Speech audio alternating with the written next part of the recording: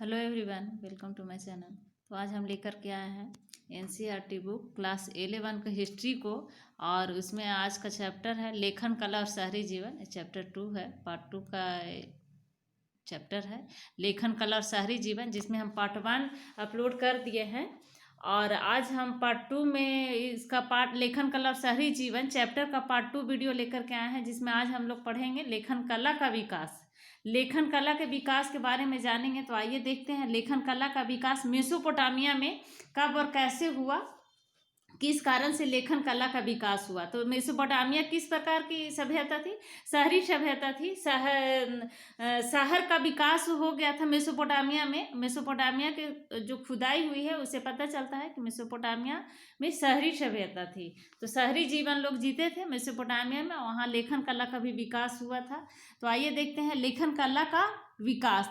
सभी समाजों के पास अपनी एक भाषा होती है। सभी समाज के लोग को अपनी अपनी भाषा होती है और अपने अपने भाषा का अपने अपने भाषा में एक दूसरे से बात करते हैं। तो सभी समाजों के पास अपनी एक भाषा होती है जिसमें उच्चारित ध्वनियाँ अपना अर्थ प्रकट करती है। और जो सभी समाजों का जो अपना अपना भाषा होता है, वो जो ध्वनि होती है उसमें अपना अपना अर्थ प्रकट करती है। इसे मौखिक या शाब्दिक भावाव्यक्ति कहते हैं। यानी वैसी ध्वनि जो अपने आप में अर्थ प्रकट करे उसको क्या कहेंगे? मौखिक या शाब्दिक भावाभिव्यक्ति कहेंगे।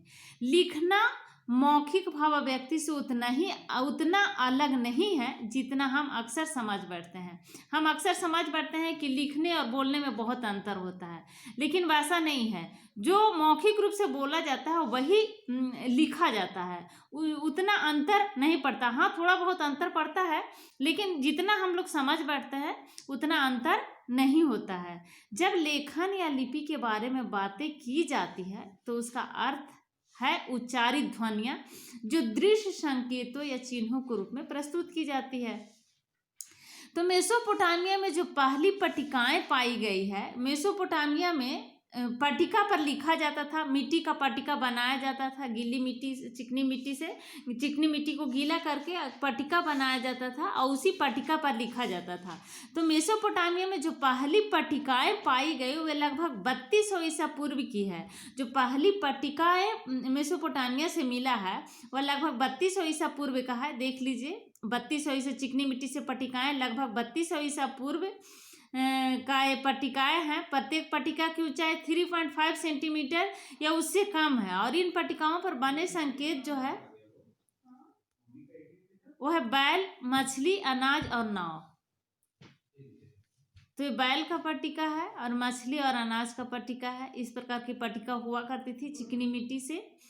चिकनी मिट्टी को गीला करके बनाया जाता था उसको, पट्टिका को, और उस पर सरकंडे से लिखा जाता था। उस पर गीला जब रहता था उसी टाइम लिखा जाता था। सूख जाने के बाद उसको फिर प्रयोग में नहीं लाया जाता था। या फिर पट्टिका पर अगर एक बार लिखा जाता था तो दूसरा बार उसको फिर सेकंड टाइम में दूसरी बार अगर कुछ लिखना होता था तो उसको यूज नहीं किया जाता था। तो मेसोपोटामिया में जो पहली पट्टिकाएं पाई गई वे लगभग 3200 ईसा पूर्व की है। उनमें चित्र जैसे चिन्ह और संख्याएं दी गई है। वहाँ बैलों, मछलियों और रोटियों आदि की लगभग 5000 सूचियां मिली है। मेसोपोटामिया से बैल, मछली और रोटियां की लगभग 5000 सूचियां मिली है, जो वहाँ के दक्षिण शहर उरुक, मेसोपोटामिया में पहले पार्ट 1 वाला वीडियो में हम लोग देखे थे। मेसोपोटामिया के दक्षिणी शहर है उरुक। तो दक्षिणी शहर उरुक बहुत ही सुंदर शहर है मेसोपोटामिया की, इसलिए उसको शहर के नाम से ही जाना जाता है। शहर ही कहा जाता था उरुक को। तो उरुक है मेसोपोटामिया के दक्षिणी शहर। तो बोल रहा है कि जो वहाँ के दक्षिणी शहर उरुक के मंदिरों में आने वाली और वहाँ से बाहर जाने वाली चीज़ों की होगी स्पष्टता। लेखन कार्य तभी शुरू हुआ जब समाज को अपने लेन देन का अस्थायी हिसाब रखने की जरूरत पड़ी। लेन देन की जब शुरुआत हुई तो उसका हिसाब किताब भी रखने की जरूरत पड़ी, और हिसाब किताब अस्थायी हो इसके लिए लेखन कला का भी विकास हुआ। क्योंकि शहरी जीवन में लेन देन अलग अलग समय पर होते थे और लेन देन करने वाले लोग भी कई एक लोग होते थे और कई एक लोग द्वारा लेन देन किया जाता था। सौदा भी कई प्रकार के माल के बारे में होता था, तो इतना याद रखना आसान नहीं था। इसलिए इसको अस्थायी रूप से रिकॉर्ड रखने के लिए, अस्थायी रूप से हिसाब रखने की जरूरत पड़ती थी, जिसके चलते लेखन कला का विकास हुआ। और उसके चलते जब लेखन कला की जरूरत पड़ी तो उसके लिए मिट्टी का, चिकनी मिट्टी को गीला करके एक पट्टिका बनाया जाता था और उस पर सरकंडे से लिखा जाता था, गीला में ही। तो इस प्रकार से एक चिकनी मिट्टी की पट्टिका, देखिए यहाँ दिया हुआ है कि एक चिकनी मिट्टी की पट्टिका जो दोनों ओर कीलाक्षरों में लिखी हुई है, यह जो चीनी मिट्टी का पट्टिका है तो दोनों ओर कीलाक्षरों में लिखी हुई है, यह गणितीय अभ्यास है। पट्टिका के अग्रभाग में सबसे ऊपर एक त्रिभुज और उसके आर पर कुछ रेखाएं अंकित है। सबसे ऊपर में देखिए त्रिभुज है और उसके आसपास कुछ रेखाएं अंकित है। अक्षर मिट्टी में दबाकर अंकित किए गए हैं। तो यह है मेसोपोटामिया की पट्टिका, ऊपर में त्रिभुज का चित्र है और आसपास कुछ लिखा हुआ है। तो मेसोपोटामिया के लोग मिट्टी की पट्टिकाओं पर लिखा करते थे। मेसोपोटामिया के लोग मिट्टी की पट्टिका बना करके उस पर लिखा करते थे। लिपिक चिकनी मिट्टी गीला करता था और फिर उसको गूंथ कर और थाप कर एक ऐसे आकार की रूप दे दिया जाता था, पट्टी के आकार का रूप दे दिया जाता था और उस पर फिर लिखा जाता था। तो उसमें रूप दे देता था जिसे वह आसानी से अपने एक हाथ से पकड़ सके। वह सावधानी पूर्वक उसकी सतहों को चिकना बना लेता था। फिर सरकंडे की तीली की तीखी नोक से वह उसकी नम चिकनी सतह पर किलाकार चिन्ह बना देता था। जब ये पट्टिकाएं धूप में सूख जाती थी तो पक्की हो जाती थी और मिट्टी के बर्तनों जैसे ही मजबूत हो जाया करती थी। जब उन पर लिखा हुआ कोई हिसाब, जैसे धातु के टुकड़े सौंपने का हिसाब, कई एक प्रकार के जरूरी गैर जरूरी जो हिसाब होता था उस पट्टिका पर लिखा जाता था। तो जब वो लिखा हुआ हिसाब जो है, जब लिखा हुआ कोई हिसाब, जैसे धातु के टुकड़े हो या किसी प्रकार के गैर जरूरी जो हिसाब होता था, तो उस पट्टिका को जब सूख जाता था तो उसको और उसमें जब लिखने का जगह नहीं बचता था, जब सूख जाता था उस पर अगर दूसरा हिसाब किताब लिखने की जरूरत पड़ता था, दूसरे हिसाब को रिकॉर्ड रखने की जरूरत पड़ता था, तो भी उस पट्टिका को फेंक दिया जाता था, क्योंकि उस पट्टिका को दोबारा यूज नहीं किया जा सकता था। ऐसी पट्टिका जब एक बार सूख जाती थी तो उस पर कोई नया चिन्ह या अक्षर नहीं लिखा जा सकता था, यही कारण था फेंकने का। तो इस प्रकार प्रत्येक सौदे के लिए, चाहे वह कितना ही छोटा क्यों ना हो या फिर कितना ही बड़ा क्यों नहीं हो, एक अलग पट्टिका की जरूरत होती थी। इसलिए मेसोपोटामिया के खुदाई स्थलों पर सैकड़ों पट्टिकाएं मिली है, क्योंकि पट्टिका एक बार लिखा जाता था, उस पर रिकॉर्ड बन जाता था, तो दूसरा बार उसको यूज नहीं कर सकते थे, इसलिए उसको फेंक दिया जाता था। तो यही है कि मेसोपोटामिया खुदाई में बहुत सारे पट्टिकाएं मिली है, सैकड़ों पट्टिकाएं मिली है, और यही है स्रोत के रूप में मिला है मेसोपोटामिया के खुदाई में। तभी हम लोगों को पता चला कि मेसोपोटामिया में लेखन कला का भी विकास था। लेखन कला में भी लोग लेखन कला को भी लोग मेसोपोटामिया के लोग जानते थे, और उन लोग का जीवन जो था शहरी जीवन था। लगभग 2600 ईसा पूर्व के आसपास वर्ण कीलाकार हो गए और भाषा सुमेरियन थी। 2600 ईसा पूर्व के आसपास वर्ण जो हो गया कीलाकार हो गया और वहाँ की भाषा सुमेरियन थी। अब लेखन का इस्तेमाल हिसाब किताब रखने के लिए ही नहीं, बल्कि शब्दकोश बनाने के लिए भी शुरू हो गया। लेखन का विकास, लेखन का इस्तेमाल पहले हिसाब किताब रखने के लिए होता था, लेकिन बाद में 2600 ईसा पूर्व में देखा गया है कि शब्दकोश बनाने के लिए भी लेखन कला का भी विकास हुआ। भूमि के हस्तांतरण को कानूनी मान्यता प्रदान करने के लिए, रजाओं को कार्यों का वर्णन करने के लिए और कानून में उन परिवर्तनों को उद्घोषित करने के लिए किया जाने लगा जो देश की आम जनता के लिए बनाए जाते थे। तो मेसोपोटामिया में लेखन कला का जो विकास हुआ उससे कई काम होने लग गए। पहले तो लेखन कला से हिसाब किताब की जरूरत पड़ी, उसके चलते लेखन कला का विकास हुआ। अब जो है उसके बाद शब्दकोश बनाने के लिए भी उसको लेखन का प्रयोग में लाने लग गया है। भूमि हस्तांतरण के लिए भी, राजाओं के कार्य को वर्णन करने के लिए, और कानून जो थे उस समय के, उन कानून में परिवर्तनों को भी उद्घोषित करने के लिए, उस पर लिखने के लिए उसको पट्टिका को यूज किया जाने का लगा। लेखन कला का विकास इसी प्रकार से आगे और बढ़ते गया। तो मेसोपोटामिया की सबसे पुरानी ज्ञात भाषा जो सुमेरियन थी, तो वह स्थान ले लिया 2400 ईसा पूर्व के बाद धीरे धीरे अगधा भाषा ने ले लिया। पहले सुमेरियन भाषा थी और उसके बाद 2400 ईसा पूर्व के बाद धीरे धीरे अगधी भाषा ने स्थान ले लिया। अगधी भाषा में कीलाकार लेखन का रिवाज ईसवी सन की पहली शताब्दी तक अर्थात 2000 से अधिक वर्षों तक चलता रहा। पहले मेसोपोटामिया की भाषा सुमेरियन थी। बाद में 2400 ईसा पूर्व के बाद देखा गया कि धीरे धीरे मेसोपोटामिया की भाषा में सुमेरियन का जो जगह था अगधी भाषा ले लिया और यह अगधी भाषा लगभग 2000 से अधिक वर्षों तक चलता रहा और अगधी भाषा में लेखन कला चलता रहा।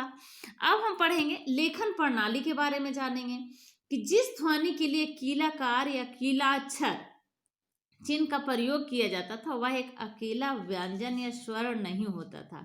जैसे हम लोग आज क्या पढ़ते हैं, व्यंजन और स्वर्ण से ही अक्षर को लिखते हैं और उसी से फिर वाक्य बनाते हैं और उसी से हम लोग पूरा लेखन का उसी से अभी हम लोग स्वर और व्यंजन मात्र दो ही जानने से ही, स्वर और व्यंजन से ही सारे हम लोग का जो लेखन कला है उसे पूर्ण रूप से हो जाता है। लेकिन उस समय मेसोपोटामिया में स्वर और व्यंजन ही नहीं थी बल्कि कई एक प्रकार के अनेक अक्षर होते थे जो याद रखना पड़ता था। अनेक अक्षर, बहुत सारे अक्षर होते थे जिसको याद रखना पड़ता था। इस प्रकार मेसोपोटामिया के लिपि को सैकड़ों चिन्ह, जो बहुत सारे चिन्ह होते थे, सैकड़ों चिन्ह और सैकड़ों अक्षर होते थे, उसको याद रखना पड़ता था और उसे गीली मिट्टी पर उसके सूखने से पहले ही लिखना होता था, क्योंकि सूख जाने पर गीली मिट्टी पर लिखा नहीं जा सकता था।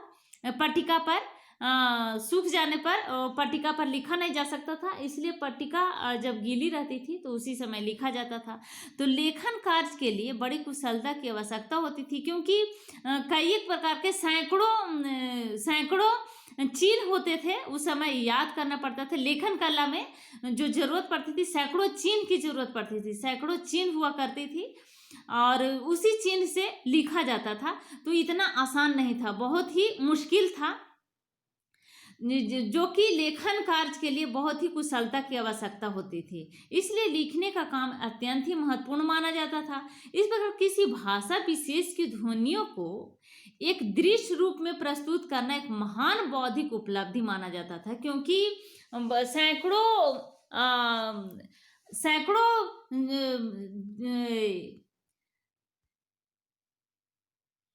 चिन्ह जो होते थे, सैकड़ों जो चिन्ह हुआ करते थे उसको याद रखना बहुत ही मुश्किल होता था और लिखने के लिए उन सैकड़ों चिन्हों को जरूरत पड़ती थी। इसलिए बहुत ही महत्वपूर्ण माना जाता था लेखन कला का उस समय। और यही कारण है कि किसी भाषा विशेष की ध्वनियों को एक दृश्य रूप में प्रस्तुत करना एक महान बौद्धिक उपलब्धि माना जाता था उस समय मेसोपोटामिया में। अब हम जानेंगे साक्षरता। तो साक्षरता, मेसोपोटामिया की साक्षरता के बारे में जानेंगे। तो मेसोपोटामिया के बहुत लोग पढ़े लिख सकते थे। मेसोपोटामिया के बहुत कम लोग जो थे पढ़ लिख सकते थे, बहुत कम लोग पढ़े लिखे थे। न केवल प्रतीकों या चिन्हों की संख्या सैकड़ों में थी। इसका कारण ये था कि जो प्रतीक था, जो चिन्ह था, जो लेखन कला में जो प्रतीक और चिन्ह इस्तेमाल किए जाते थे, यूज किए जाते थे, जो उपयोग आता था लेखन कला में, वो बहुत ही ज़्यादा चिन्ह थी, जो बहुत ही ज़्यादा प्रतीक था और यही कारण था कि बहुत कम लोग पढ़े लिखे थे मेसोपोटामिया में। तो मेसोपोटामिया में बहुत सारे प्रतीक चिन्हों की संख्या जो थी बहुत ज़्यादा थी, सैकड़ों में थी, बल्कि ये कहीं अधिक पेचीदा थे। अगर राजा स्वयं पढ़ सकता था तो वह यह चाहता था कि प्रशस्तिपूर्ण अभिलेख में उन तथ्यों का उल्लेख अवश्य किया जाए। राजा अगर किसी चीज को पढ़ता था या फिर उसको तो राजा अगर किसी चीज को पढ़ सकता था तो वह चाहता था कि यह अभिलेख में उसको लिखा जाए, प्रशस्तिपूर्ण अभिलेख में उस तथ्यों को उल्लेख किया जाए। अधिकतर लिखावट बोलने के तरीकों को दर्शाती थी। एक अधिकारी द्वारा राजा का लिखा गया पत्र उसे पढ़कर राजा को पढ़ करके सुनाया जाता था उसके अधिकारी के द्वारा, इसलिए उसकी शुरुआत जो है मेसोपोटामिया में इस तरह से की जाती थी। देखिए यहाँ पे दिया हुआ है, जो अधिकारी द्वारा राजा को पत्र पढ़ करके सुनाया जाता था, तो वह अधिकारी जो है इस तरह से सुनाता था राजा को, क्या है, मेरे अमुक मालिक, यानी जो जिसके बारे में लिखा जाता था, जो मालिक के बारे में लिखा जाता था उसका नाम, तो मेरे अमुक मालिक को उसका अमुक सेवक निवेदन करता है, मुझे सौंपे गए काम को मैंने पूरा कर दिया है, इस प्रकार से सुनाता था। तो सृष्टि के बारे में लिखे गए एक लंबे पौराणिक काव्य के अंत में यह लिखा गया है। तो इस काव्य पंक्तियों को सदा याद रखा जाए, तो इसके लिए बूढ़े जो हैं, बड़े बूढ़े लोग अपने छोटे छोटे को आने वाले पीढ़ी को सुनाते थे, फिर उसके बाद जो और दूसरी पीढ़ी होती थी दूसरी पीढ़ियाँ को सुनाया करती थी। तो इस प्रकार से एक दूसरे को सुना करके पीढ़ी दर पीढ़ी इसको बरकरार रखा गया। अब हम लोग जानेंगे लेखन का प्रयोग। तो शहरी जीवन, लेखन का प्रयोग क्यों हुआ, कैसे हुआ, इसके बारे में जानेंगे। तो शहरी जीवन, जो मेसोपोटामिया की शहरी जीवन थी, तो शहरी जीवन व्यापार और लेखन कला के बीच के संबंध को, तो शहरी जीवन में क्या था, व्यापार भी होता था, और व्यापार के चलते लेखन कला का भी विकास हुआ। तो लेखन कला और व्यापार में के बीच शहरी जीवन का क्या संबंध था, तो उसके बारे में हम लेखन का प्रयोग से जानेंगे कि शहरी जीवन, व्यापार और लेखन कला के बीच के संबंधों को उरुक के एक प्राचीन शासक एन मरकर के बारे में लिखे गए। उरुक क्या है, उरुक मेसोपोटामिया के दक्षिणी शहर है और बहुत ही सुंदर शहर है, इसलिए इसको शहर के नाम से ही बोला जाता था, पुकारा जाता था या फिर जाना जाता था। बहुत ही सुंदर ये दक्षिणी शहर है मेसोपोटामिया का। हम लोग पहले वाले वीडियो में देखे थे, मैप में उरुक जो है मेसोपोटामिया के दक्षिणी शहर है, दक्षिण की ओर है। तो उरुक के एक प्राचीन शासक एन मरकर के बारे में लिखे गए एक सुमेरियन महाकाव्य में स्पष्ट किया गया। सुमेरियन में भाषा में एक महाकाव्य था, उसमें एन मरकर एक राजा था, प्राचीन शासक था उरुक के, तो उसी के बारे में सुमेरियन महाकाव्य में लिखा हुआ स्पष्ट किया गया है कि मेसोपोटामिया की परंपरागत कथाओं के अनुसार, जो मेसोपोटामिया की परंपरागत कथा है, परंपरागत कथा का मतलब होता है एक पीढ़ी जो है दूसरी पीढ़ी को सुनाया वो कथा, और फिर दूसरी पीढ़ी तीसरी पीढ़ी को, तीसरी पीढ़ी चौथी पीढ़ी को, इस प्रकार से परंपरागत आते गया, कथा सुनते गया, सुनाते गया, तो इसको बोलते हैं परंपरागत। तो मेसोपोटामिया की परंपरागत कथाओं के अनुसार उरुक एक अत्यंत सुंदर शहर था, जिसे अक्सर केवल शहर कहकर ही पुकारा जाता था। तो उरुक को, मेसोपोटामिया के जो कथा थी उसमें उरुक के बारे में बताया गया था कि उरुक जो है बहुत ही सुंदर शहर था, जिसे अक्सर केवल शहर कहकर ही पुकारा जाता था। तो सुमेर के व्यापार की पहली घटना को एन मरकर के साथ जोड़ा जाता है।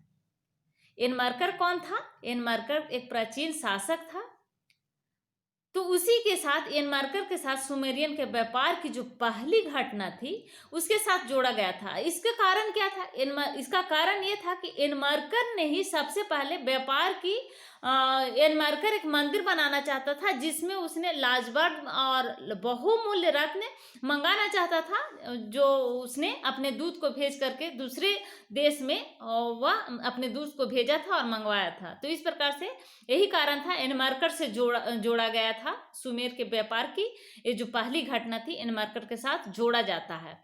तो उस महाकाव्य में कहा गया है कि उन दिनों व्यापार क्या होता है यह कोई नहीं जानता था, व्यापार के बारे में कोई जानता ही नहीं था। तो एन मरकर अपने शहर के एक सुंदर मंदिर को सजाने के लिए, एन मरकर जो एक राजा था, एक शासक था, तो अपने इस एक शहर में एक सुंदर मंदिर को सजाने के लिए लाजवाब और अन्य बहुमूल्य रत्न तथा धातुएं मंगाना चाहता था। इस काम के लिए उसने एक दूत को आर्टा नाम के अपने दूत को उसने आर्टा नाम के एक सुदूर देश के शासक के पास भेजा। आर्टा एक देश था, तो उस देश में जो अपने दूत को आर्टा अर्टा देश में भेजा, अर्टा देश के शासक के पास भेजा। तो दूत ने राजा के आदेश का पालन किया।